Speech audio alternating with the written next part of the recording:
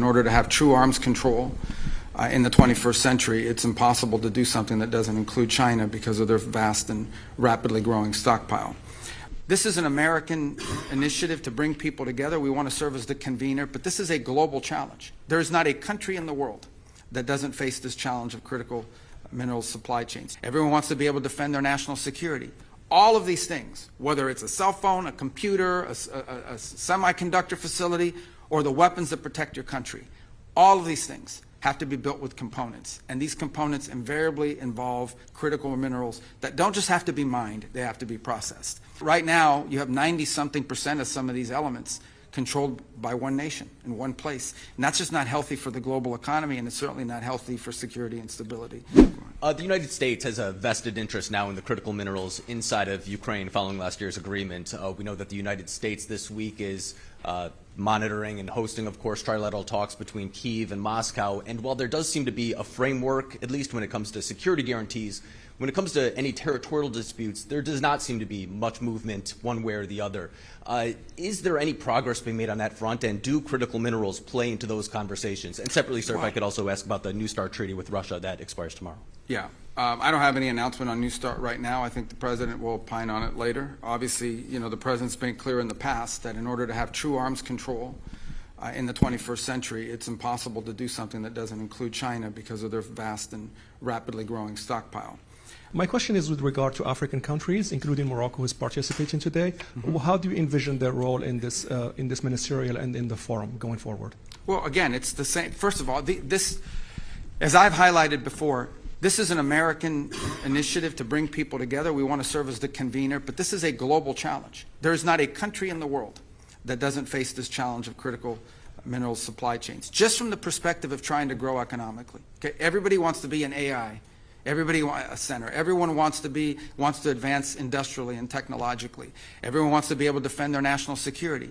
All of these things, whether it's a cell phone, a computer, a semiconductor facility, or the weapons that protect your country, all of these things have to be built with components. And these components invariably involve critical minerals that don't just have to be mined, they have to be processed. So every country has that interest, to have a global supply of critical minerals, not just the raw material, but the processed material that is usable for an industrial capacity. And Morocco shares that with everybody. Second is, every country in the world has, even though they call it rare earth and critical, and they're not really that rare, every country has some deposits of critical minerals. They're different ones in different parts of the world. And so I think Morocco, like any country in the world, would want to be able to use those natural resources in an environmentally responsible way to develop its own economy. And not just the mining, but potentially moving to the processing as well. And so what you look at is, if every country in the world has strategic advantages in terms of what it can mine and when it can process, you want to create a network of countries, as many as possible across the world, where we have a reliable supply of critical minerals. This is critical for Morocco, and they can play a very key role because they do have critical mineral supplies that they can be mining, and that creates economic development. But I also think they have a vested interest, like every country I think does, in having a reliable and diverse supply across the world of processed and finished and refined materials that can be used for economic advancement in a cost-effective way. So I think Morocco plays a key role because of the deposits that it has, but also because of its willingness to invest in processing and its cooperation and being willing to be a part of this global initiative, which it will have to be a global initiative. No country in the world has every critical mineral that's valuable, and so it will rely on international cooperation. That right now you have 90-something% of some of these elements controlled by one nation in one place. And that's just not healthy for the global economy, and it's certainly not healthy for security and stability. So Morocco can be a key part of that, and we're very happy they're here today and seated there at the table with us. So, specifically, what role can Argentina play in this agreement on critical minerals? And also I would like to ask if U.S. is in talks with Argentina for sending their immigrants deported from third countries. Thank you so much.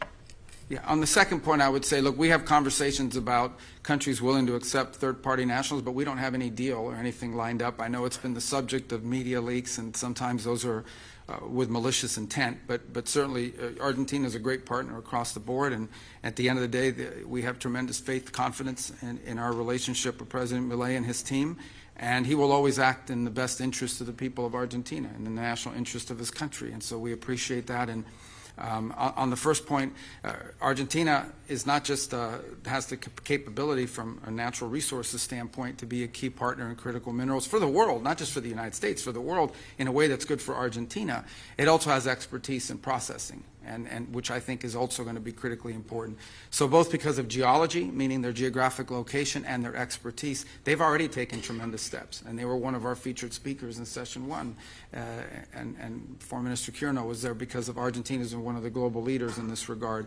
So both because of the resources available and because of the ability to invest and the expertise they have in the processing, I think Argentina is going to be a key partner for the world, not just for the United States, and certainly being located in the Western Hemisphere is of strategic value, both to Argentina but obviously to the United States as well.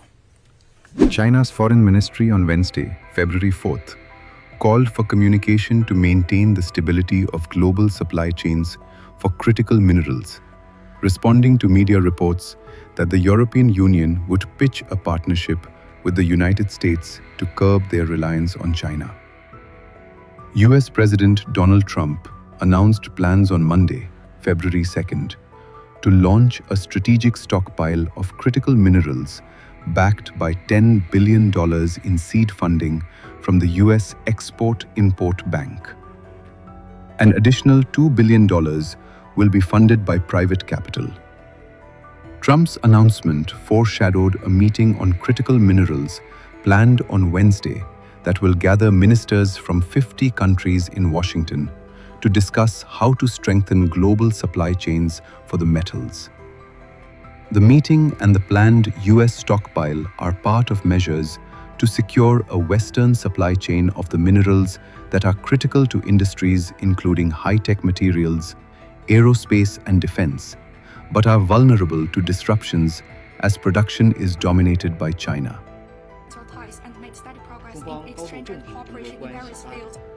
On safeguarding the stability and security of global industrial and supply chains for critical minerals, China's position remains unchanged. All parties have a responsibility to play a constructive role in this regard. As for the memorandum you mentioned between Europe and the United States, I would like to point out that China has consistently believed that all countries should abide by the principles of the market economy and international economic and trade rules, strengthen communication and dialogue, jointly uphold the stability and smooth functioning of international industrial chains, and promote the stable development of the world economy.